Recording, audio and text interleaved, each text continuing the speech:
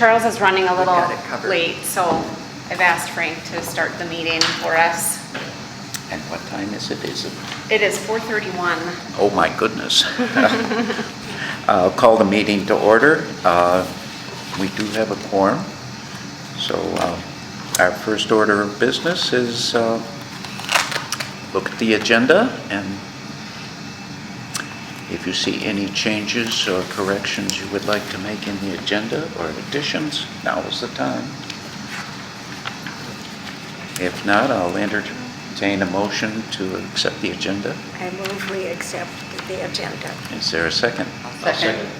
I have a motion moved and seconded. All in favor of accepting the agenda as presented, say aye. Aye. Opposed, same sign. It is adopted. We'll move on to the review and approval of the minutes of the July 11th meeting. Give you a moment to look it over. I saw only one thing. I couldn't believe that we adjourned at 4:40. 4:40. A very small thing. I was thinking it would be.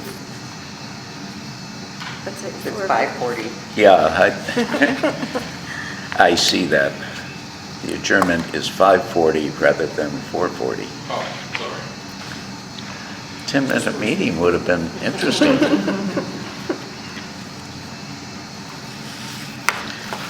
Are there any other corrections? If not, is there a motion to accept the minutes as amended? I'll make a motion. Is there a second? Second? Moved and seconded. All in favor, say aye. Aye. Opposed, same sign. And let us move on to public comments. So we have Lori Hokanan from the city of Chanhassen here today to join us and give us an update on what's happening in Chanhassen. Thank you for having me, Lori Hokanen. Jody told me 5 to 10 minutes, so I picked just a couple of things to share with you. Thanks for the invite. I've got 9 copies. I think you have 6 board members, so you might have to share a little bit. But the first one is just what we call a by the numbers sheet. It's in the process of being updated, so these are all current as of January 2021. Nothing in particular that I wanted to share with you, but I wanted to just give you an idea of the breadth of what the city does. So much of the time that we spend talking with people is on the projects, which is what I'm going to mostly share with you today. But it's, I think, always a good reminder that a lot of what we do, you hopefully never think about. You know, and your water runs and tastes pretty good, and your toilets flush, and all of that happens kind of in the background. And you guys being on the library board, I think you have that insight that a lot of the work is, you know, kind of routine and in the background, and the focus is on all the fun stuff. But I love this sheet because I think it just kind of shows that breadth and depth of everything that, whether it's Chanhassen or the city that you live in, provides. Hello, Commissioner. So, second one, probably the biggest thing we have going on. This is a copy of the concept plan for the project that we're doing here on our City Center Park. It's called Civic Campus Project, and it involves building a new city hall, and then demoing the old city hall and adding a number of park amenities. This project's been in the works for about 2 years. We had 2 things going on sort of at one time. One was that we were doing a facilities study to understand the condition of our current buildings and what was needed in terms of deferred maintenance. When we embarked on the project, we really thought that we were looking at a remodel of City Hall. The original building was built in 1980, 81. Obviously, our population has grown quite a bit, needs have changed, and so we were really just looking at what are the maintenance needs of the building and how could we make it function better for city staff, our senior center users, our law enforcement partners. And what the study found was that the deferred maintenance and remodeling needs were much more significant. And so to complete a project like that was going to be 16 to 18 million. And in the end, a lot of the problems really weren't going to probably be solved to anyone's satisfaction. And the cost of building a new building was around 23 million. And so the council made the decision that rather than invest in an old building, if you've done a home project, there was a lot of people saying, you know, once you open up a wall, you usually find out something that you didn't know about. So they did decide to go ahead with the new city hall. That'll be out on the corner of West 78th and Market. It'll be a 2-story building with a small amount of underground parking for our city vehicles and our sheriff's office vehicles, which I specifically mentioned because that'll really free up a lot of surface parking for the library in particular. A lot of the parking on the upper ramp and the adjacent surface lot is currently occupied by those city vehicles and those squad cars. And so that will really open up about 50 spaces of additional parking, which people have been excited about. Other amenities, you can see there's a playground, there's a splash pad, there's kind of a contemplative water feature, there's a better space for a better performance space. Right now we do our concerts in the park out here on the corner. It can be tough to compete with the noise of traffic. And we've heard a number of parents going, you know, my small kid, I'm worried they're gonna dart into traffic. The new space is a lot more protected from both of those things.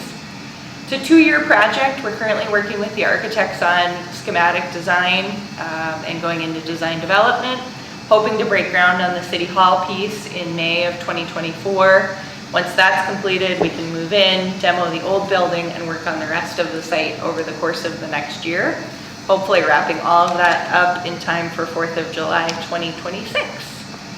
So that's been just a huge focus of our efforts. We're really excited about all the different things that are coming together. We always say we're a community for life, and that's really important in this plan, that there's something for everyone, no matter what age. Don't have any renderings of the building. We're not quite that far. I think that's the thing people have been asking me for the most. Probably October, we'll have those renderings of what City Hall will actually look like, as well as some floor plans. Great meeting with your staff just this morning. We had them in for a focus group to talk about how this will impact the library, any feedback that they had. They had great feedback. Nothing is changing with the library building itself, but we talked about whether there was a way to incorporate a book drop-off, and really a lot of the things just from dialoguing with your staff over the years that they would have said, we've already had top of mind. You know, the heated sidewalk from that surface parking lot over to the library front entrance is something that people have been like, that will be awesome. The stairs from the parking ramp, it's probably hard to see this on the concept plan, but those stairs right now, we get a lot of complaints that they're not very user-friendly. So those stairs will be coming out, and we'll be putting in a reconfiguration. We'd really love to do an outdoor elevator. I don't know if that's going to fit in the budget or not, but it's something that we're trying to at least consider in the planning, whether we can do it now, whether we can phase it in the future, or if it's not possible, we certainly know that making sure that you can access that upper level surface parking is super important to everyone. So while this is being built then, how will that impact the library? Yeah. Parking and stuff. We haven't gotten to the point of staging, but I think it would be unrealistic to say there won't be any impacts. The first phase of construction is that blue box of City Hall and then the parking lot immediately to the north of it. So I think fewer impacts in that first year. We're not anticipating that the surface parking lot on Carver Boulevard will have to be closed for any significant amount of time. It'll be resurfaced so that, you know, it looks nice and new, but it doesn't need any structural repair or any closure. So I'm thinking it will be minimal, but living next to construction is never not with some headaches. And then the other one I was going to share with you, This is you may have heard that the Chanhassen Cinema closed a few months ago, and a group called Roars Companies has both the Chanhassen Cinema and the Country Inn and Suites under contract, and they are at the early stages of proposing to tear both of those buildings down and build first floor retail and restaurants with market rate apartments above. So a big change to really this whole area. This project is just diagonal or kitty corner from City Hall, and you could potentially have construction going on in both locations. We're also doing a traffic study for Market Boulevard and West 78th, looking at what improvements would make the area more pedestrian friendly, really focused on being a walkable community, walkable downtown. And we're not great at that right now. I don't know if Patrick walks to lunch ever, but you definitely want to look both ways twice before you actually go across the street. And really hear a lot from people that they want to be able to bike and walk downtown, want to be able to bring their families, and want to feel safe doing that. So putting some effort into figuring out what kind of improvements would help. One that people are universally excited about is the access going over to Byerly's from the library. We're not able to realign the intersection. That would be perfect if we could make it line up. Right now it's a little bit offset. Because of the location of the parking ramp, that needs to happen on the Byerly's side, and we can't compel them to do that, but as part of our Civic Campus project, we are talking about putting in one of the overhead push button activated crossings. What's it called? Push? It's where you'd walk up to it and you'd push the button to say, I want to walk across the street, and that would activate your overhead flashers. I think it's called a Hawk, the whole system is. I don't know what Hawk stands for. There's one on Powers for those Yes, businesses. yeah, there's a couple in Chaska. I think the pedestrian still needs to be responsible and look both ways twice, but it gets the driver's attention quite a bit more. Bumps all the way across 78. I'll send the Public Works guy to give the full download on how snowplows and speed bumps don't work well together. Yeah, I know that. But yeah, And people drive really fast. they do. Yeah, we know that. Yeah. So lots going on, but I didn't want to monopolize your agenda. I think the last time I was invited to a board meeting, I took up like a half an hour. So I conscientiously tried not to do that again. The Country Inn and Suites would go away because of the developer? Yes, they are willing to sell to Roars Companies. The hotel, the current owner bought it in like 2004, 2005, invested in it at that time, but haven't really done much with it since. And from what I understand, a hotel needs to be about 40% full all the time. Never dipping below 40% to really be profitable. And they aren't necessarily finding in this market that they're maintaining that. So. Monday through Thursday is hard. How many rooms is it, do you know? Oof, I don't. Yeah. I'm sure Eric and Sam do, but. Thanks. What hotels can be? It would be apartments. So it would be one less hotel in town. But there is a hotel proposed at Avienda at 212 and Powers. So in theory, you'd lose one, gain another. Any scoops on Avienda? Not really. They are working with a grocer, but I believe them, but I think I've been saying this for like a year and a half, like maybe in a month they're gonna announce. They do have two grocers that are very interested, so I do think it'll happen. I just don't know what the timeline is. I had a meeting last week and they said next summer you're gonna see the grocery store, the active older adult apartments, and the market rate apartments under construction. And that would be great, but I don't have any. No paper has been submitted to that effect. And the current mix between commercial and residential is what? There are a maximum of like 916 housing units that will be built. Wow. Those are on the west side of the site. And then there are roughly 9 9 like fast casual or fast food restaurant pads, 2 sit-down restaurant pads, a grocer. There's some boxes that are undefined but are probably a pharmacy, a bank, a liquor store. Oh, not another liquor store in Chanhassen. I'm told that all grocers require liquor as a part of their, whether it's their own branding or something they're affiliated with, that it's like a package deal. Yeah, a car wash is contemplated potentially. Would you So- like a couple from Waconia? Yeah. We have very clean cars. You have that really fancy one.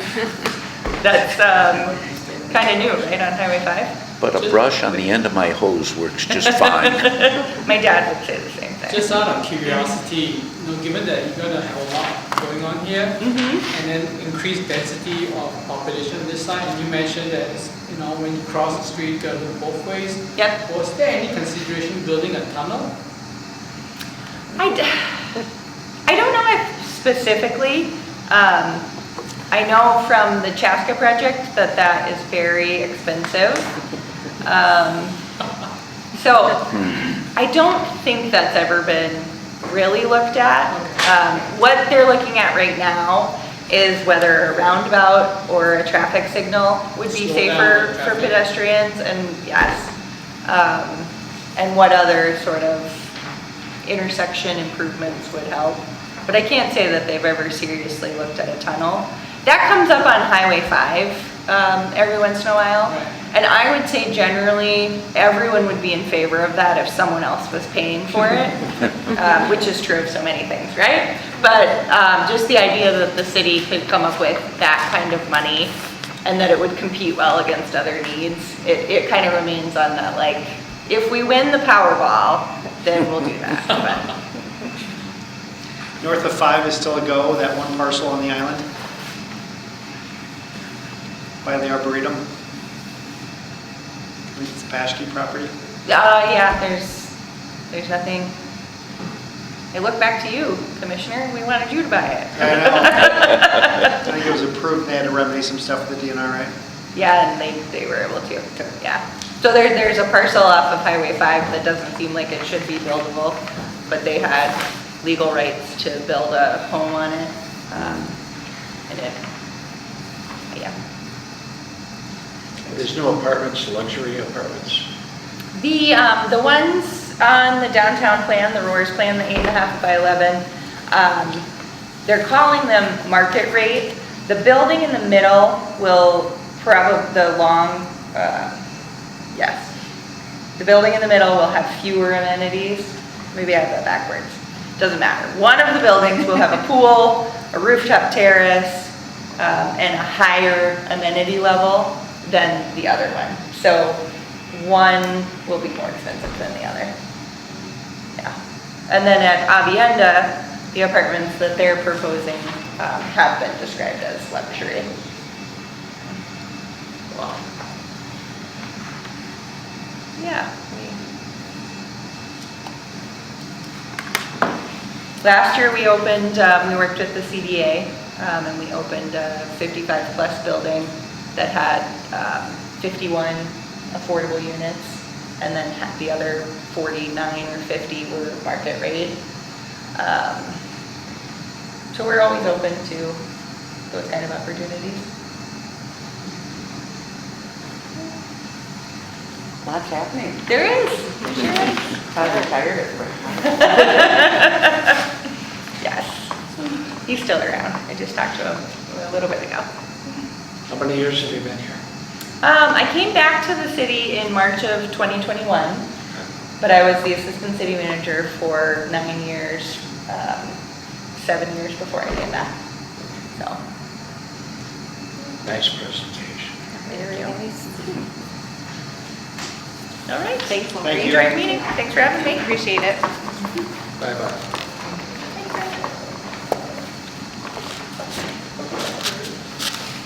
I apologize, I was running late. I had a meeting that backed right up to 5 minutes, 10 minutes to get here, so I rushed after that.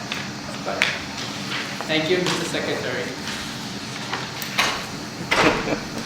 Hi, Peter. Next item, I think, is on 4.2, public input. Do we have any public input today? We do. Erin Bussey, Yep. did I pronounce your last name correctly? Yep. I believe is coming forward with a request for reconsideration for the collection. That's correct. And I believe in the board's guiding policy for that, you have about 5 minutes to present what you have to the board this evening. Okay. And for them to have some discussion. Okay, that will be great. My name is Erin Bussey. I live in Laconia. And you will be my fourth stop about this book. The book is Gender Queer. I'm guessing you're all probably very familiar with it since you're on a library board. I walked into Laconia Library a couple weeks ago with my kids. They are 10 and 8. And this book was displayed on a low shelf where I think probably a toddler could have reached it. Certainly a 4-year-old, anyone 4 and over, I would say, could reach this book.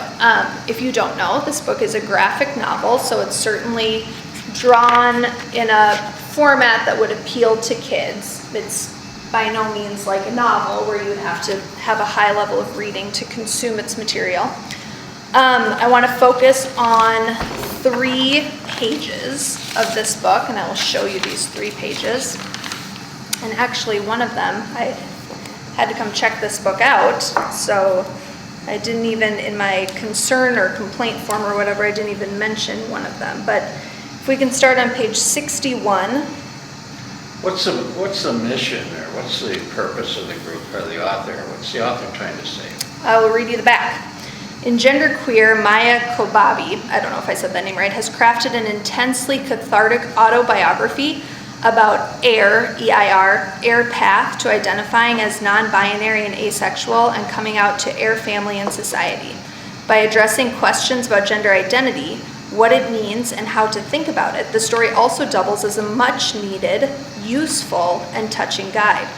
A question I would maybe ask to this board is if you think that pedophilia and pornography are important parts of an LGBTQIA story, because I would submit that they are not, and therefore this book is not needed, because there are many other LGBTQIA books that I'm sure you could read that would not have pornography and pedophilia in cartoon form for children to look at. On page 61, you have somebody masturbating on the top, and then you have people having sexual intercourse.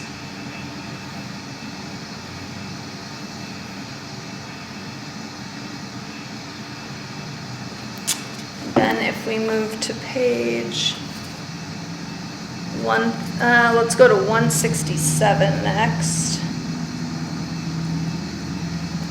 167, you have oral sex depicted in image form. I see some of you are choosing not to look. Kids who pick up this book wouldn't have that choice. They would just come upon this image. Finally, and this one's tough. Let's see. Oh, page 135. I'm sorry, page 135. And I didn't see this until I checked it out. We have pedophilia. We have a man and a young child stroking each other's penises.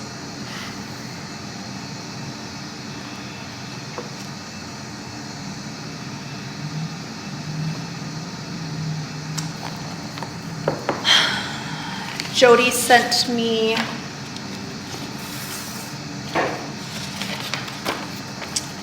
what would I call it? The mission of the library and collection development. Is that, what would I call this document? Okay. Policy, yes. So I just want to read a few statements from it and then ask you if pornography and pedophilia are included in that. So one, Mission Library Board, letter B, the purpose of the collection within the context and mission. It addresses and anticipates the interests and needs of the members of a growing and diverse community. Is pornography and pedophilia something that you would say is part of the interest and needs of our community?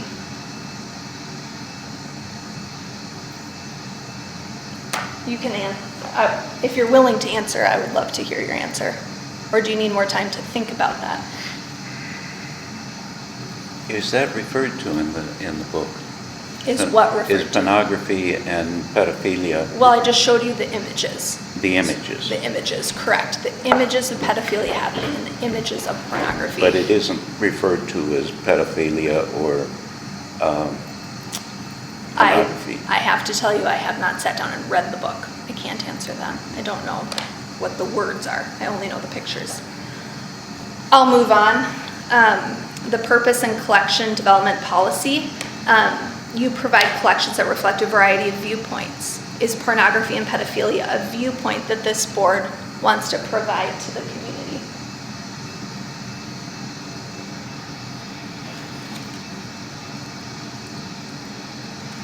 Okay. So just so you know, this is the first time we've had somebody come forward with something like this. And Okay. we just reviewed the policy. So Sure. I think we're not answering because we don't have an answer. We're just trying to get the process right. Okay. If you have an answer, I'd love to hear it. It's one of those I things think your that questions are rhetorical, but they're actually not. No, they're truly not rhetorical. So please. for me it's rhetorical, but I'll review policies that you present the information to us, and then we will discuss post-event kind of a thing, and then come back to you, to Jody on recommendation.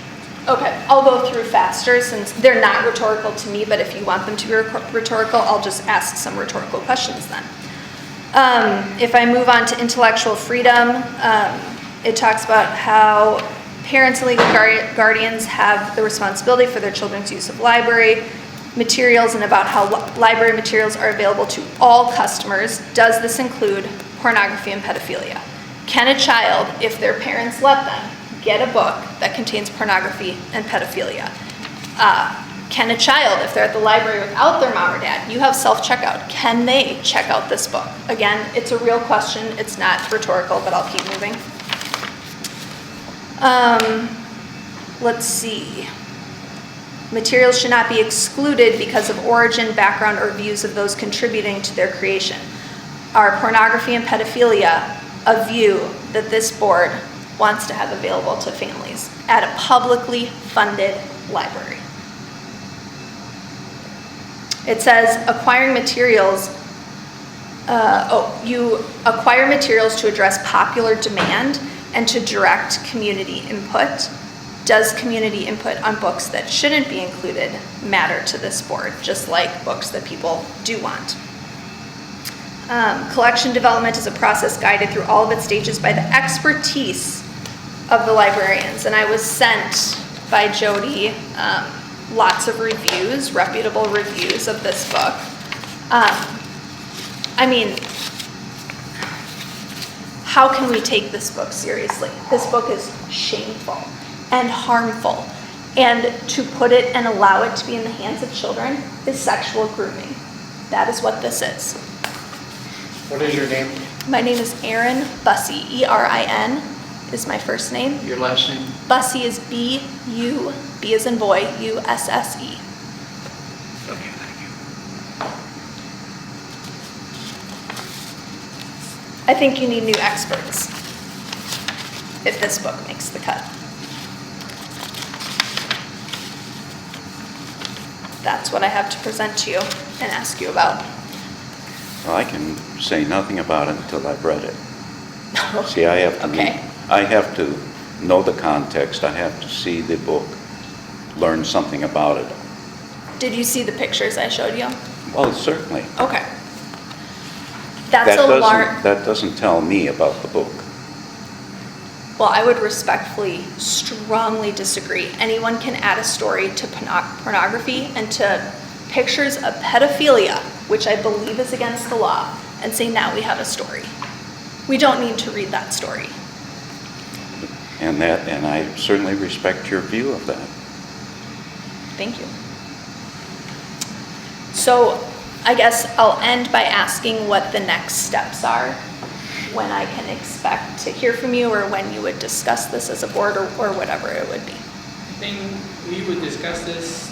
Do we discuss this today, or do we give us a few days to to digest what you just said.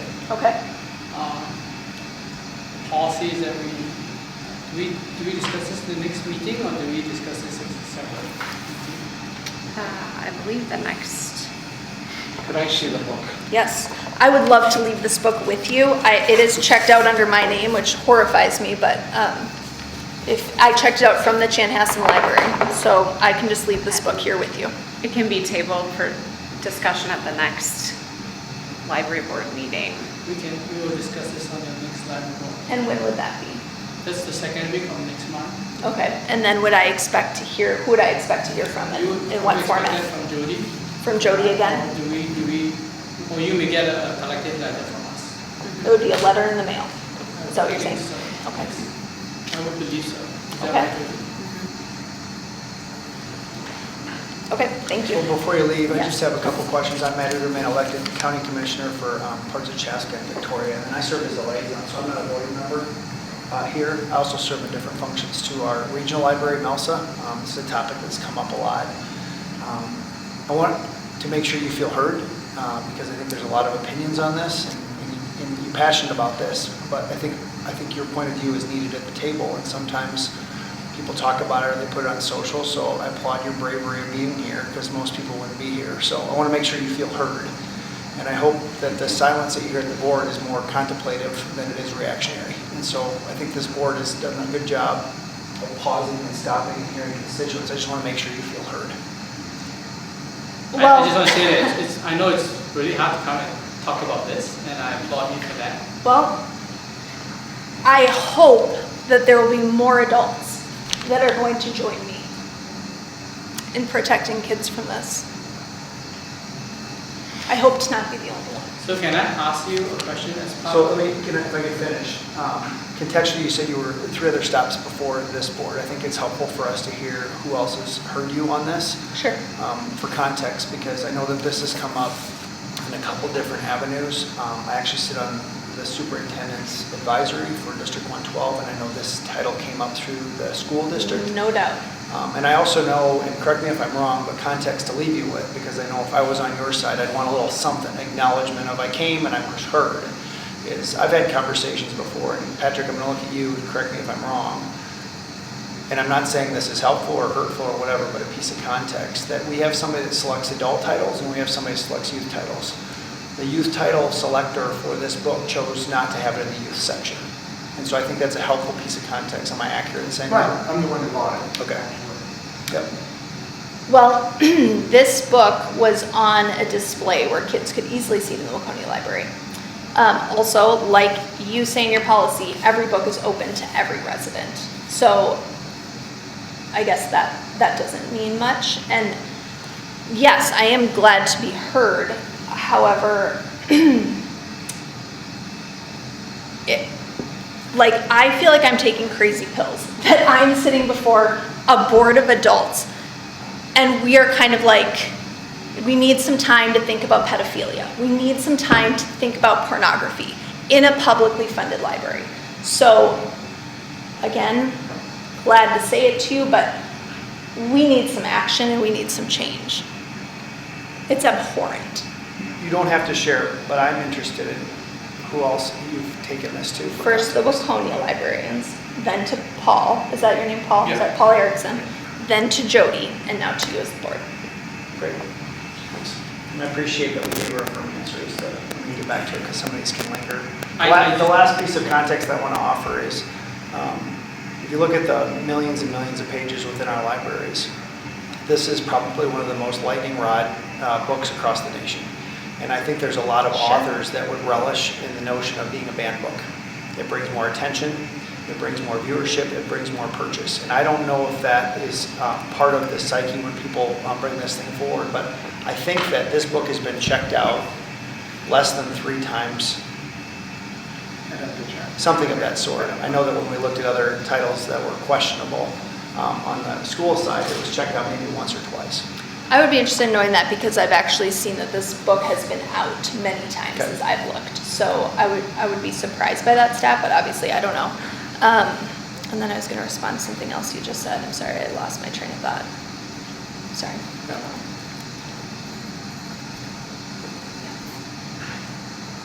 Alright. My only question is, if you want to come to a resolution, is what is a resolution? Do you say this book is banned completely, or Oh, that's all. do we say this book is moved to an adult section and kids cannot get to it? Or do we say, well, Yeah. these are the two options, and from your point of view, I would think these are the only two potential options. Sure. I'm just asking, Yep. because, Yeah. where do you see a No. resolution potentially on, would either of those be a resolution? I appreciate the question. I planned prior to seeing the man and child, the adult and the child in a sex act together, I was going to ask that this book only be available to adults, that it either be put behind a counter, or you have to have, they have the kids' library cards, the adult library cards, I don't know if that means anything, but with pedophilia, it absolutely needs to be taken out of the library system. That is the law. So, and a banned book, there are no banned books in this country. Just because you can't get it in one spot doesn't mean you can't get another spot. They can order this on Amazon, people can order it to their homes, they can buy it at Barnes & Noble. I'm talking about publicly funded libraries. Just because a book is not available in the library doesn't make it a banned book. Thank you. Thank you. Are you guys all here for this? We are, and I would just add one thing. I just would like to learn a little bit about the board. I don't know anything about a library board. And I don't know what makes up a library board, what your backgrounds are, if you come from government or business or academia. You're kind of a government guy, sounds like, right? I would just if you guys would be willing to just go around the table, introduce yourselves, and let me know where you're from. I know everybody's from Carver County somewhere, but where in Carver County and kind of what your background is and how you ended up on a library board. So let me speak for it, because I guess I have all the words today.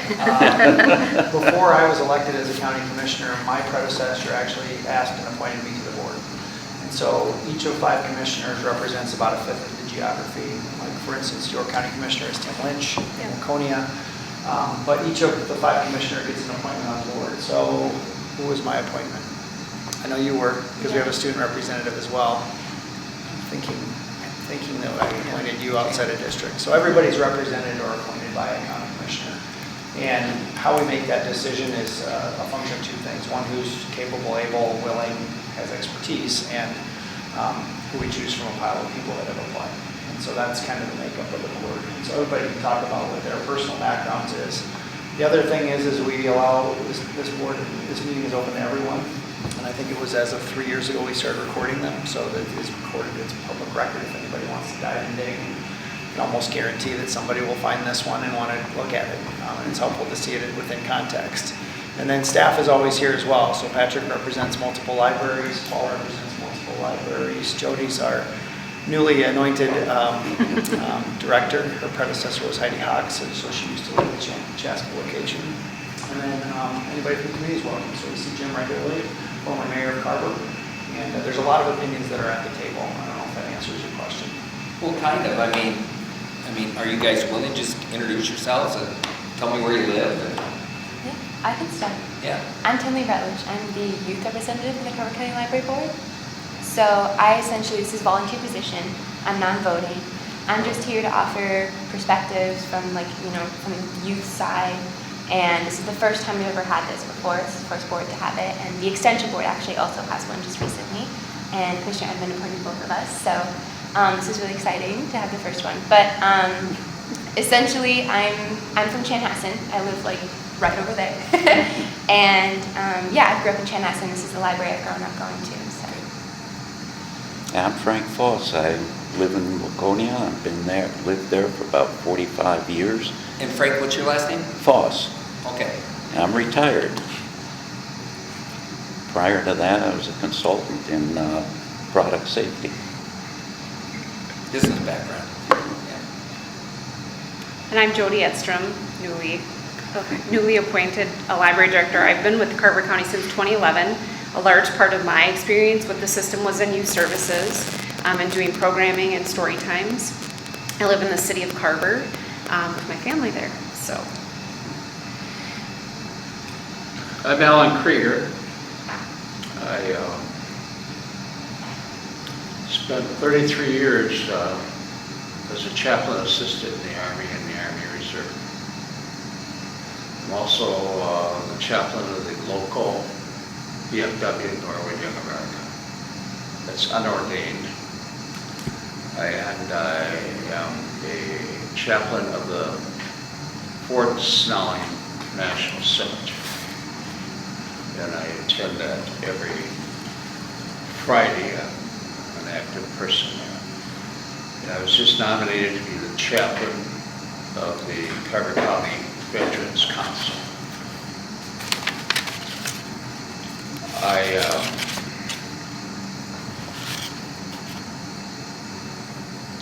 concur with you 100%. I have a friend who is a chaplain, retired. I don't know how far I should go with this. I guess I just want to make a statement that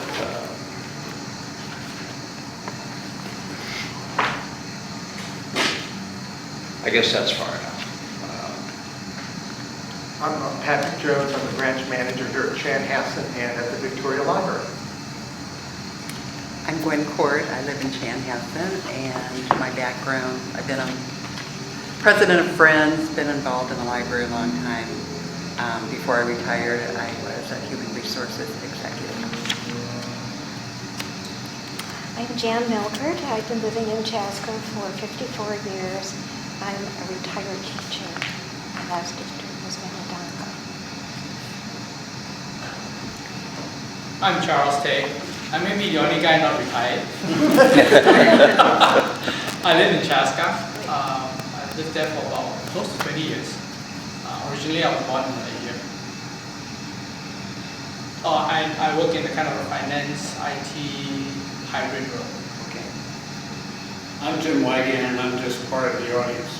I have served 9 years on the board previously. And I'll make a comment. Personally, what's an obscenity to me is gun violence. And if we reject this book, I will come back and try to reject every book in the library that has gun violence.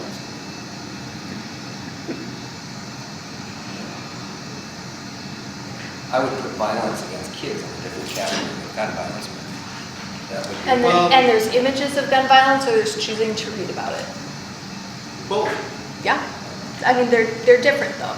Just like No, it's not. reading sexual content and viewing sexual content is No, it's different. not. Yes, it is, because it opens up a world to children. We have children throughout the state. In fact, we've had just 2 recently that were killed by guns. You think that's... I'm talking about in books. No, I don't think am anyone's against for gun children violence. dying. I don't know of anyone. Of guns. I've never heard of another person my with gun gosh. violence, but Yeah, but we have it in books all the time. We have opened it up to our people. I have a quick question. It just kind of occurred to me as we were talking. If this were not in cartoon form, would this be in the library? Or would that be in a whole, would that put it, I'm asking for real, it's not rhetorical. If this were not in a cartoon form, would this be in the library? And would I be paying for that as, a person in a public library, taxpayer? Would I be paying for that to be viewed? And would we be all okay with that? Or if that was not actual photographs, it's in a cartoon format, is that what makes it? Because this other story is coming to my mind right now. It's a famous children's story, and I'm not sure if it was Hans Christian Andersen, some of you will know, but there were a couple of shysters that came to town, and they told the king that he needed a whole new wardrobe, and the taxpayers poured in their money, right? They bought some looms, and the looms went, and the looms went. And do you remember how the story ends up? Everyone saw the king walking down with no clothes, and no one was brave enough to say, that man's naked. Wasn't that the emperor's, the first word was emperor's? That would be the emperor's new clothes. And the king had bought into it so much that everybody finally said, "Oh, he's naked," and he kept walking. Nobody wanted to appear foolish. Nobody wanted to argue and say, "Oh, gosh, I don't want to be the one telling he's naked." In my opinion, I think we got to call it what it is. Let's call it what it is.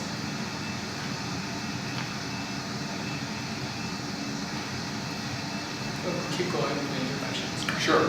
Paul Erickson, I'm branch manager at the Waconia Library, and is the meeting minute taker.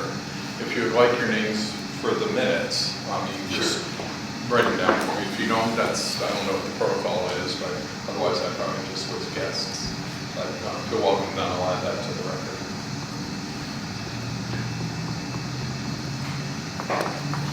And another, I hope I'm not over speaking, but another, I mean, as he said, I don't think anybody's for, anybody around this table would be for gun violence. But that's not what we're talking about right now. We're talking about grooming children, and we are talking about pornography, and we are talking about pedophilia. Those are very different topics, both very harmful. Let's all acknowledge that it's all But harmful. we are teaching kids that guns are part of our existence, and everybody should have them. I really don't think we're talking about guns here. I think we probably should move on with the We're meeting. talking about that's good. what is bad for society. Well, that's... I'm not, I'm talking whether about we should pedophilia and have- pornography available to children in a public library. That's what I'm talking about. Paid for by taxpayers. Yeah, you guys can talk about guns when we leave, if you Yeah. want. I mean, I'm not interested in talking Oh, about sorry, this goes back to Well, we actually need to move on because we Thank have a you for your guest time. waiting Thank you very much. online. So thank you And for your time. It was really nice to hear, you know, who you people are. Really and appreciate give a little bit of it. background. I appreciate that. Really. Thank you. Thank you. Thank you. Thank you so much. Thank you. Oh yeah, here's your book. I'll get it checked in off her. Frank wants to check it out. There is no way I would make any decision on anything that I have not personally seen. Well, we always said that we would read it thoroughly. Pardon? We always said that we would read it thoroughly. Remember when we prepared our response, if it should come this far past the Yeah. director? So what she said was, that's So it. when That's our did we know they process. were coming? I didn't know that. Okay. They just, Okay. So that's probably. why- yes. Yeah, it would have been nice. In the response letter, they're invited to attend, but we haven't had anyone, and there was no communication prior to this evening, so. Probably what we should do is in the letter, you know, we say something about you can, you know, schedule an Yeah, appearance I before think the so, board. too. So we're prepared ahead of time. Sure. Yeah, were they, when the policy, were they supposed to schedule to come, then we would be aware of the topic that was going to be raised? Well, see, we have to be prepared before they arrive. Right. In other words, you know that But then again, they're I think- using the words, I wanted to push them on the words that she was using, because I know they don't appear in the book. I'm hoping they don't appear in the book, because that was the argument I was going to make. The book is not about pornography. As far as I know, Right. I've heard reviews of it, and that's it. So let's go on, and then we can discuss that on our next meeting. Maybe we can get a bit more details in our next package so that we can do a better discussion. And we can But I review think the we have a lot of steps things going that, on right now. we can review back through the steps that we had. Well, yeah, I wish I watched. would have had that in front of me, and it was like 5 minutes. Yeah. And it's so hot in this room. So the next item, do we have a communication update? Can I jump to We that? do, could we jump to the communications Yeah. Did you update? check this out for me? Can you guys Thank move you. over so we're not so lopsided here? All right. There's no cameras or directions. So we have a communications report that is included in the packet, but then Susan Bernstein also has put together a short video for us to view tonight. And she will also be available online afterwards. So she is our all things media communications guru, so it makes sense that she's online. But so I'm going to get this video going, and hopefully we'll be able to hear sufficiently. Make sure I've got it back up. Hello, this is Susan Librarian with the top performers that we have this year. Longer form videos, Libby usually wins the day. A lot of our Libby videos did very well on YouTube, especially the tagging one. How to tag wish list series and more in Libby. Short form videos in YouTube, videos with song titles and book title puns.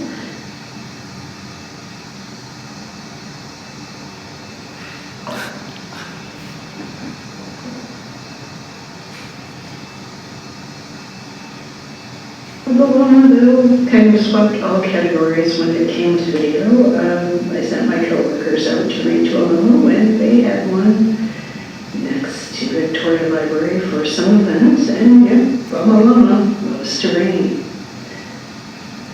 The most popular Facebook posts were somewhat recently this Women in STEM display that a local school child did, Jody doing her introduction as director, and our seed library post. Those all went viral for us. On Instagram, surprisingly, our most popular posts were not that visually exciting. It was something from Reddit that we saw that some of our books ended up overseas, and us being the #1 consortium for Libby, and of course Taylor Swift, because yes, Taylor Swift, this was from April Fools. Our most popular video programs for adults, we had a lot of authors that did quite well, including the herbivorous butchers here that we had during Winter Reads, and Lorna Landbeck. She also did well with her J. Ryan Straddle post.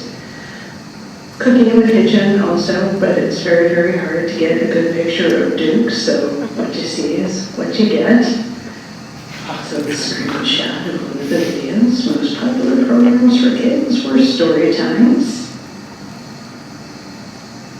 And coming up here is Miss Cindy doing one of our story times. That was taped in Laconia.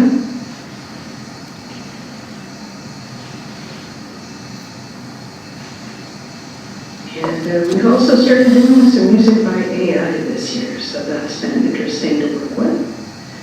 Any questions? Let me know.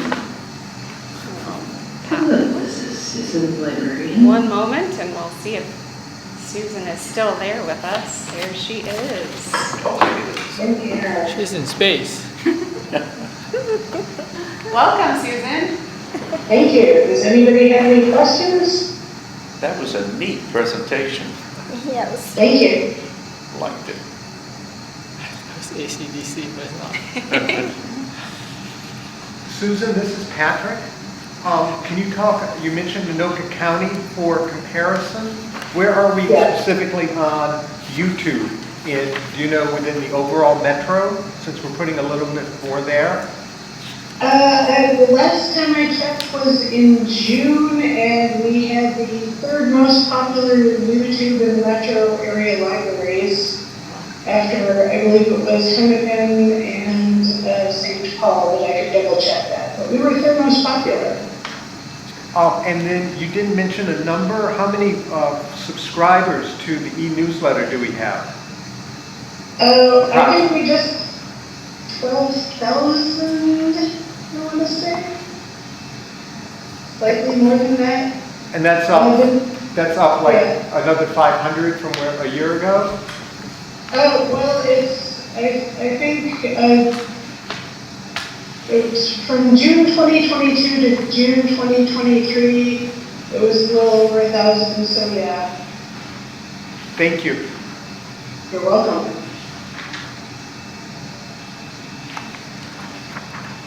Any other questions? So what's coming down the pipe?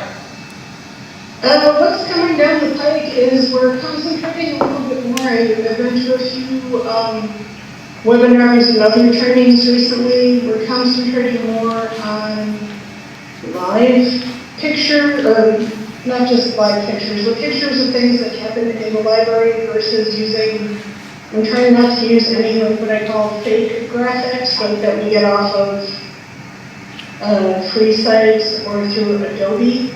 So we're concentrating on the things that we have in the library, the people in the library, and not putting up a picture often of just, words and pictures that we can download. More of a real experience. We're continuing to do hybrid programming. We're leaning a little bit more into the hybrid aspect, except of course in winter. But we're still doing some hybrid programs online in winter or as a backup in winter if it snows, which that has been an unexpected boom because we can pivot a lot more quickly than we used to be able to. So instead of canceling the program, we can put it online.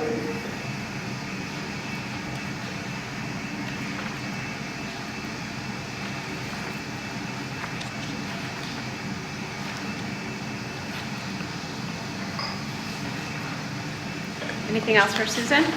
Thanks for joining us and for putting the video together. Thanks, Susan. Thank you. Probably can't see us.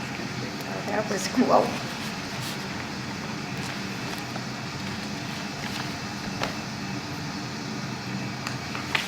Susan puts a very distinctive voice in her social media.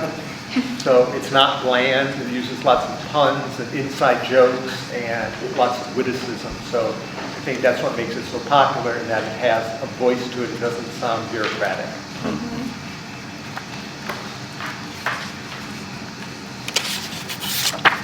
So let's jump back to number 5. Sure, absolutely. Which is policy review, Library Foundation. Yes, so the Library Foundation policy is due for review and potential approval for you all.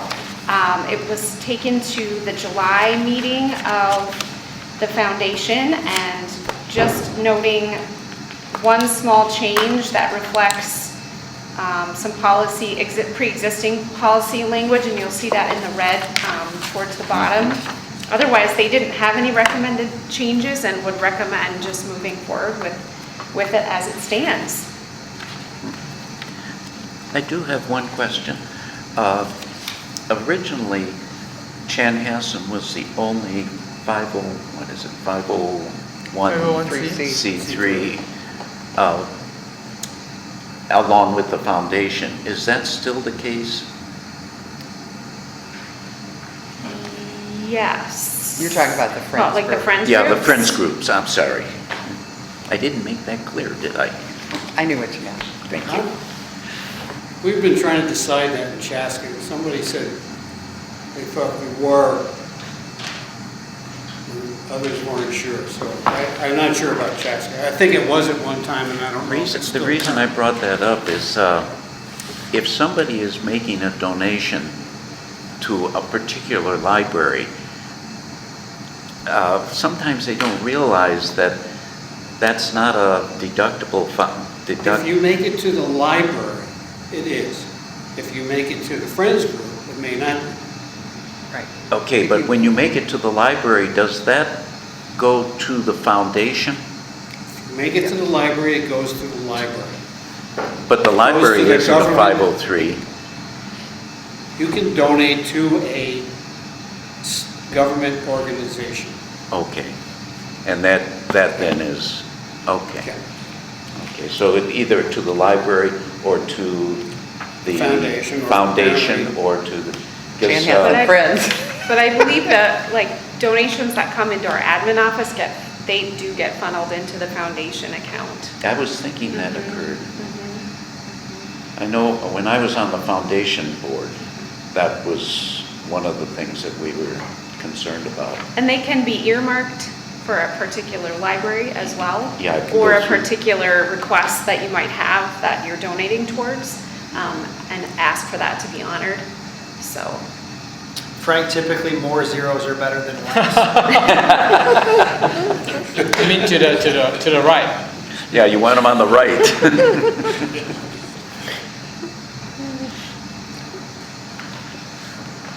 So So the only verbiage amendment here is on that part in red, right?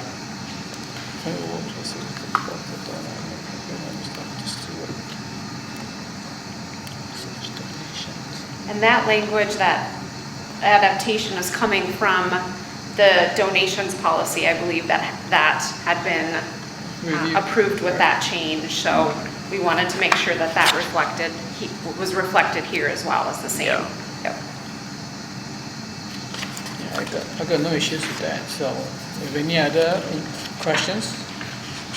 I move we accept the Library Foundation Can I get policy second? as presented. Second. All in favor say aye. Aye. Aye. Motion moved. Finally something simple today. Sorry. Next one is the Dalkey Grant Board.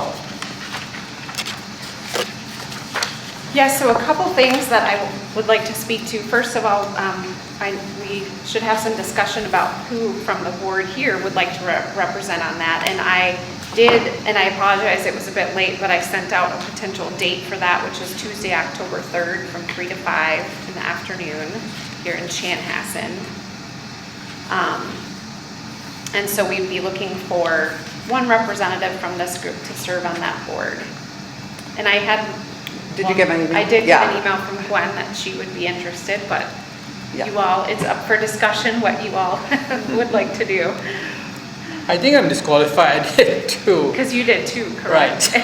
I don't know if Well, it and disqualifies you, but.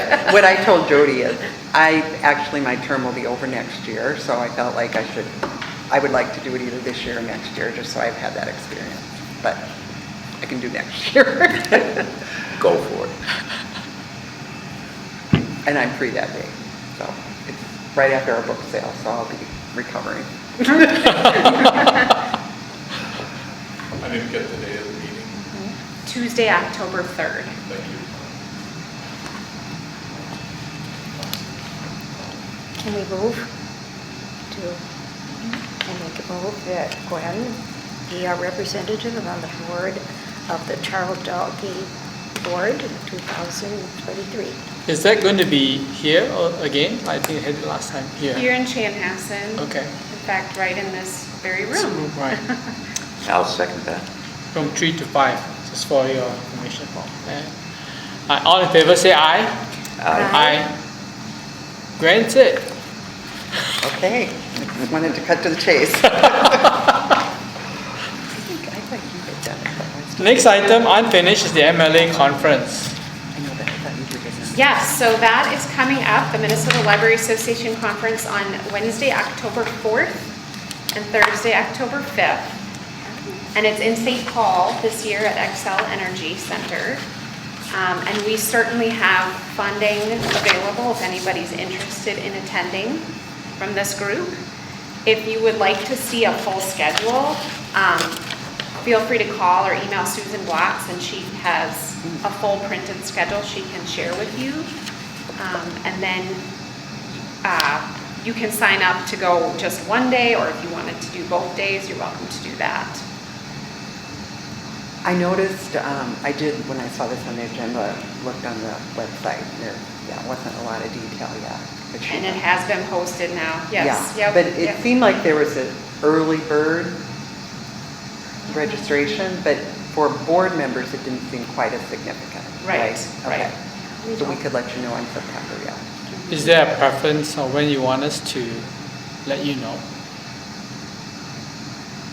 But it's important to go through Susan. I'll just, we Because just reach then- out to her and see. And she does all the work for you. And then it's a very low cost because we are board members.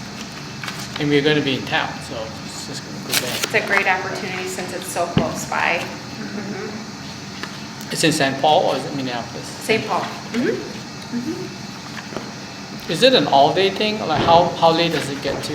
It runs past 3, Okay, so. but you don't have to stay. No. You know, you'll pick and choose what you want to Right. see. Right, okay. So yeah, typically sessions, I would say, go anywhere from 8:30 to 4:30. Okay. Do you know, is it supposed to be a surprise that we not know the keynote speakers? That I don't know. It wasn't listed anywhere. We'll see if Susan has the answer, no, or if we have an inside scoop. This is for board members or for Tenley. If she wants to go, is that available to her? I feel like we would support that. Just in case you Yeah. were thinking of going, and Yeah. we all say as board members, you know, make sure you're She's a board included. member. As long as Yes. I'm allowed. I wouldn't want to break any rules or anything. No. I think we could support that. You are an official board member. And is it, when I went, which was probably 6-7 years ago now, is it still typically like the first day is maybe there would be more sessions appropriate for board members or friends group, that kind of stuff, versus the second day, or not necessarily? Well, I found that there were not any that were designated. Okay. But they Well, were maybe all- Jim did that one, yeah. They don't do it anymore, and they don't have listed as a board group anymore. Okay. Just when doing, but they are all fine. They're very fine. Yeah. So, Well, I'm interested, but I'd like to see the agenda. Sure. Maybe there'll be one. Maybe can we just ask Susan to send it to the board? Yeah, absolutely. It's easier to Sure. than have 5-6 email come at her. Just one email go out and we all get it. I will and go have, from there. you bet. That makes more sense, I think. the presentations are so professional. They're just kind of passionate about what they want to share with all of us. And there was always seating. I was amazed. I was so afraid that I would not get into a session that I wanted, but you do. And it's beautifully planned. Thank you. Yes, absolutely. So next thing is going down the list is administrative reports, budget update. So this time I didn't get to look at it. I just got the package just noon time. So, but budget updates from Jody, and then straight into the library director report. So we'll do that all together. So a couple of things to note about the budget. We have definitely delved into planning for 2024 at this point and putting forward requests for that. In the meantime, as we work through the 2023 budget, one thing, and I think I mentioned this perhaps last month as well, we're taking a close look at our stock budget. That is something that we're going to be working with employee relations to see if we can get some additional funding for this year because of the vacancies that we've had, some of the resignations and retirements, and just general pre-existing PTO requests, that sort of thing. We are above where we would normally be for our stock budget. So that's of some concern. So started having some conversations with finance about that and how we can best meet the needs for the rest of this year, or remainder of the year. So I will keep you posted on that.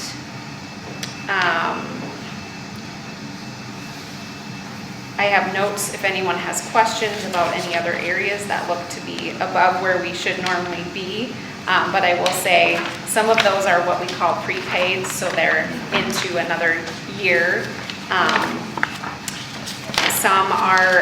We had some Wilder room repairs that were a bit unexpected, so we'll be kind of shifting around some line items to help cover that, but having active conversations about how best to meet that. There's what we also call pass-through accounts, where we're waiting for MELSA reimbursement, those sorts of things to cover. So we'll be working on those adjustments as well as we go.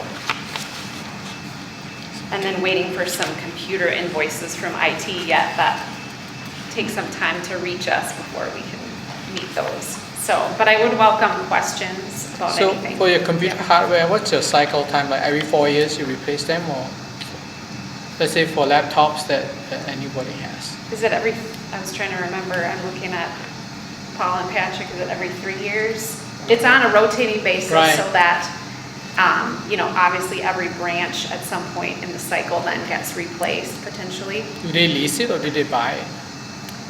They buy it, yes. And we were a bit delayed last year because there were some software issues that we had, so we had to roll over some funding to this year. And so we're a little bit behind our normal rotation schedule because we waited for county IT to get some of those software adjustments in place for us with one of our vendors. It wasn't playing nicely with Windows. The question I have is that when you said about the labor, where you said that there are a lot more people leaving and also PTO, do you budget the part-time to accommodate it, or do you anticipate your part-time to cover those? Would you use part-time shifts to cover them, and would your part-time shift budget go over because your labor wages are going to come under? We can utilize, I don't know if you're asking if we can. Does it make sense what I'm asking? We can give part-time staff additional hours to cover some to of supplement it, but up to the a gap. certain threshold. Okay. And then we can't necessarily just dip into vacancy savings to cover it either. So that's why we're looking at how we might be able to cover pull some additional funding into the stock budget. And employee relations, for instance, has a stock budget. So we're in conversation with them to see if we can shift some of that over to our budget. Yep. Moving numbers is magic.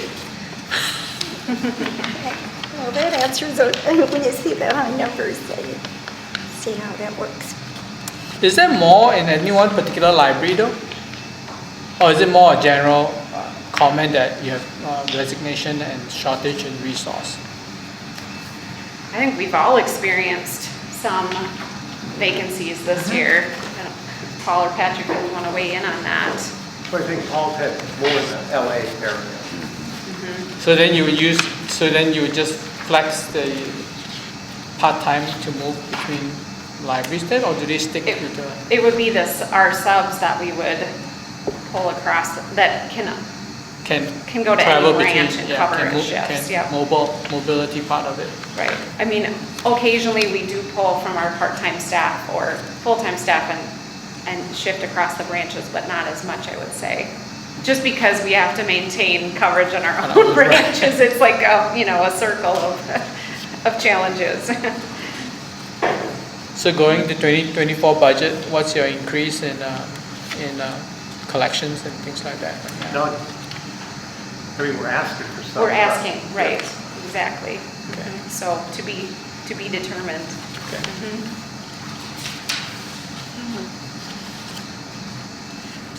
And just a silly question, do you see more revenue, or not say revenue, contribution coming from friends and just in general donations this year compared to last year as usage goes up? In library usage, traffic increases. Do you see more donation and or book sales revenue generally are higher or not? I haven't studied it across the board. That's a good question. Just curious, do increased traffic means generally more funds coming in to that avenue? So. It's a good question I can follow up on. I'm on a roll. I'm done. No, it's a good question. Thank you.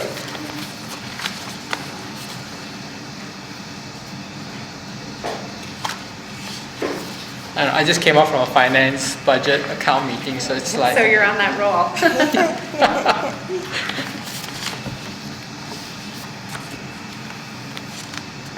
Thanks for the budget. What about overall, just a director's update? Was that included? Sure. Yes, I do have a director's report included. Just want to note a couple of things, and certainly Patrick may want to weigh in on this too, but Chanhassen has an exciting anniversary coming up here with a celebration on Wednesday, August 16th. It'll be funded by the Friends of the Chan Library. We'll have an author and a musical performer and a presentation of some new stained glass from Chanhassen Elementary. We have no idea how many people will attend. We've been promoting it many, many ways for a long time. So that's an exciting day to look forward to. We also have a booth this weekend out at the Carver County Fair. that will staff Wednesday through Sunday. And if any board members would like to come and sit in booth with us for a while, I have extra tickets. So you can When is come the Carver County Fair? This next week, isn't it? Starts Wednesday. Starts Wednesday. This Wednesday? tomorrow. Yes, tomorrow, thank you. So we'll be there Wednesday through Sunday, essentially from 10 to 6 each day, and you're welcome to. So it's a schedule, do you have a schedule of who's going to be at the table, or do you need us to sign up for a particular slot? Not necessarily, but you could let me know if you're interested, and we'll Slot you in. we'll slot you in, absolutely. So, but I would have extra tickets if anybody's interested, and then you can take one of those with you. So I'll be there maybe just go I'll be there. there Saturday afternoon 2 to 6 if anybody wants to join me. So. It's fair food. I was just going for fair food. 2 to 6, I'll take Saturday with you. That would be wonderful. Okay, sounds great. I'll email you. Okay, sounds good.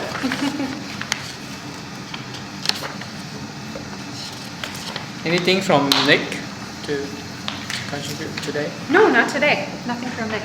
So I'm just moving along. Anybody have any questions, just jump in. Last section, or second last, number 8 is a trustee and commissioner report. So we'll get the Chanhassen Victoria. Since we're running long, I'll just ask you to quickly turn to page 5. There's a nice picture of a craft that one of our team volunteers came up with. So we gave this young woman an opportunity to be creative, to show some leadership, and she went and developed a craft and helped organize it, and there's a nice picture of the kids participating. That's all I will take time today to discuss. Is that what, this one or this one? Page 5 at the very bottom. Oh, okay. I thought the rabbit. No. Sorry, just fix it. Pokemon.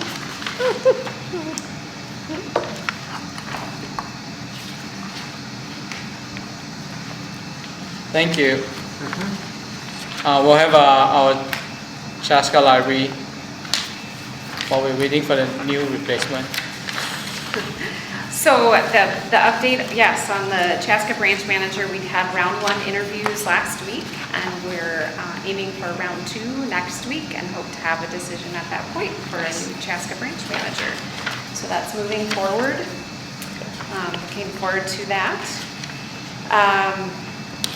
We had a successful book sale at River City Days despite the heat and Despite River City Days moving on us. and River City Days in a completely different area, but I think overall it went really well. I think we were down maybe 25 to 30%. Yep. But considering the shape Chaska is in, that's probably pretty good. So, and great work by the Friends. It was a really fun and fantastic community event. And great support from the library staff. So, otherwise we've been, librarians have been very busy doing quite a bit of outreach as you look through the photos throughout the community. That was part of our push during construction summer to get out into some of the parks and reach out. But I think they've really been enjoying that work and been able to connect. Give out a lot of books this summer, so it's been really terrific. So that's what I'll share on behalf of Chaska. Can we have Paul? Sure, thank you. So on the note of book sales, is the book sale up at Watertown during the Rails to Trails weekend went very well, and I answer overall is I think all 3 Western Friends groups, their book sales have bumped up some, so I think it's been nice growth to see. So that last weekend at Watertown, I had mentioned we also had intentionally scheduled a couple of youth events on the first day of that book sale. It was just great to see. Very rewarding to see the energy in the room, and people are actually dancing while they're buying books because there was the Rowe family singers performing, doing some hillbilly type music. It was just a gas. So, we get those special moments where we just kind of step back and watch it, and it was wonderful. And I won't go on a lot about it, but just to pick up on your questions about the staffing, and I've noted it in my report, and it's been an especially difficult 4 or more months in the western branches. And it was a perfect storm of things that nobody had planned, but coincidental timing on some retirements. Getting the postings through and getting the appointments made and everything has taken longer than usual. And there's just a point at which you can shuffle people around, but the numbers work against you. And so done a lot of numbers crunching to try and analyze and see what are we missing here. And I don't think from a staff perspective we're missing anything. I think the reality is that at the county level is the number of sub-hours that are allocated are truly just a fraction of what we are committed to all the time in terms of people taking PTO, right? I mean, they're awarded that, and they should be able to take that time out. And but the number of hours that we actually have for subs to fill in is just a fraction of what we need. And so when we get a point like we've got right now, where there are a couple vacancies at the same time, plus at other levels. I mean, Patrick, Jody, and I, we're working up, we're working down, we're working sideways at every level because the schedule clock stops here kind of thing. So I don't mean to sound bitter or just whining about it, but the numbers are just not with us. And so I just highlight that with a hope that as elected officials and others look at this, there will be some serious look at how we budget for subs and how we budget for staffing, because the numbers aren't with us. Yeah, the reason why I asked that question was curious that were people leaving, going to another library because they're getting pilfered away? These are happy people that it was just time to retire, you know. But even, we don't cover our PTO hours with subs, again, only by a fraction of it. So then when you get vacancies on top of that, and then vacancies stretch out for months at a run, right. There really are very few places to turn in order to fill desk schedules, and it's frontline service. Yeah. So thank you for that. And but otherwise, is ending on an upbeat note, and that is the summer reading program. I think the numbers have shown significant growth. Jim and I were talking a little bit before the meeting. Is one of the more important measures, to my way of thinking, just one man's opinion, and that is about the numbers on the book reviews, right? So what we're trying to get at is reading comprehension, not just turning the pages in the book and putting it in the book drop and saying I read a book, but actually reporting back to us what they read, and those numbers have especially gone up. I don't think it's rocket science, you know, to analyze that and say some of that is because of the incentive prizes that we have with thanks to MELSA and their work with their sponsors at the state fair and the Twins and things like that. So I think we've got our incentives in the right place on balance, right? It's not just that we loaded it up, but what a great summer, because there's just been some wonderful stories on the front lines of things happening all across all 6 branches. And in spite of challenges like road construction or, you know, crazy hot weather and air quality issues where we had to bring inside at the last minute programs that were outdoors. Kudos to the staff on the front lines. They've done a tremendous job this summer. So thank you. Actually, that's a good point. So with the air quality issue, do you have to change your filter a lot more? Like, is that affecting the library's cost of operation? That would be a question. I mean, we haven't heard from because our cities operate the buildings essentially. I haven't heard of any issues or things related to that, but we've certainly canceled or rescheduled some programs indoors. I shouldn't say cancel, sorry, rescheduled indoors based on our public health recommendation from the county. So they made it sound so easy, but I remember one day being in the library and Jennifer was on her way to take everything that was set up in the park to CCC task. I just couldn't believe it. She gave herself an extra hour. I think she did it herself. Our staff have to pivot pretty quickly sometimes. It was amazing. I wonder what the turnout was, how the the children found that it was changed. I suppose it was a sign where it had been set up the first time. And thanks to Susan, our communications librarian, she does a lot for us on social media and on the website as well to try to help. I mean, it's not going to get the word out to everyone, but she's there on a dime ready to get those messages out. It's amazing. Even yoga was moved into your library. I was one of the recipients. And I was next, this is an aside, if you'll permit, but there was a young man that was working out next to me. And he was friendly and nice, and so we talked about books, a few things. But then, you build relationships, which is why, we are all here for our libraries. Then the next week, I'm online.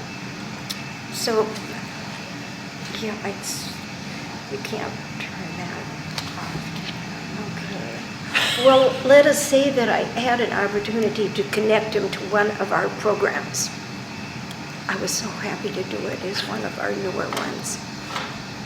And it's just, when you are together like that, you start to know one another and trust one another and share your library. Thank you. Next one is Matt. Do you have an update on NELSA? No What's update, but happening? I just say that. More money? Sometimes Nick comes to these meetings, next one might be a good one for him to pop into. Sure. For Nick? And then lastly, we have our foundation. I don't have any report. Oh, nothing, okay. I think there's a bunch of media package at the end to look at. I'm just gonna point you to it and read it up. I always find this interesting because I don't get the Chanhassen or the Waconia articles. I get the Chaska articles only, so it's always nice to read. And I always notice that in Chaska, Patrick writes the article. It's quite funny. You always see that in Chaska Herald. That's about it. Any other questions, input? I just wanted to make a quick comment. Along with the summer reading programs, I think one of the things that comes out of these book sales, whether it's Chaska, Waconia, or any of the others, it's amazing how many kids' books get into the hands of kids, and they get so excited because they get, this stack of books. And so I wonder, it'd be interesting if you could measure how much that encourages reading in the future. Because they just all seem to love those books. And the parents love to get these bunches of books to give to the kids. Our display tactic now has become routinely is rather than setting the trays of kids' books up on tables, is we put them on chairs so that the kids, then it's at eye level for the shoppers, right, for that particular audience. And we're absolutely convinced that we've gotten more traction out of just putting them at eye level for the kids. I just want to make a note, given that we had a contribution from an input from the outside, maybe Jody can send it to us, just refresh us on the policy. Mm-hmm, sure. And what steps we need to take. Absolutely. And if anybody wants to read the book, let's see if we can read them. There's 4 copies in the system. I have one here for Alan, one I'll for get Frank. this one back to the Waconia Library and get Right, it back and in then the system. just let us know when it's available. We can go pick it up with whoever wants to pick it up to read it or go through it, so that we can make a better informed discussion next time around. So it will be an agenda item next time? Okay, and we'll vote on it at that time. I do not check it out. I'd like to I review checked it out. that, So you the policy as well to make sure that, It's yeah. Because we approved it, but again, we hadn't had to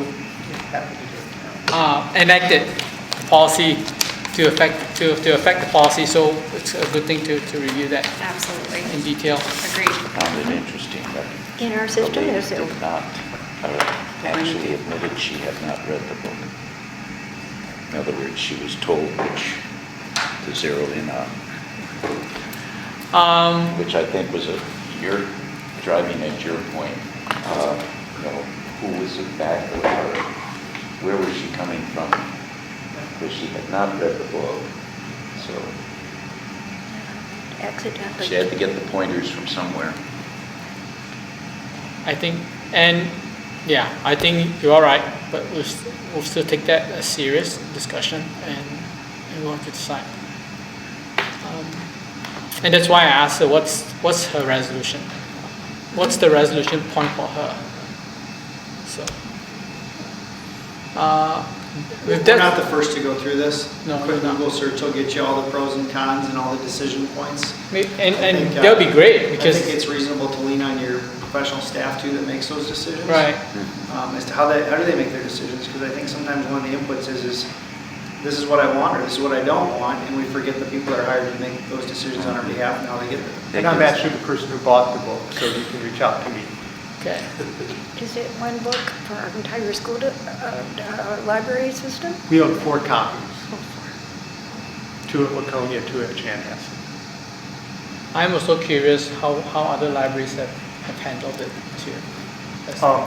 I agree with Matt. If you do a quick Google search, you'll find out how most libraries have disposed of this issue. Okay. I don't think I did a good job before, but one of the points I wanted to make is there is evil in the world. Do we ignore it and hide it from our people? Or do we make it available so they can learn about it? And I think that's one of the big issues here.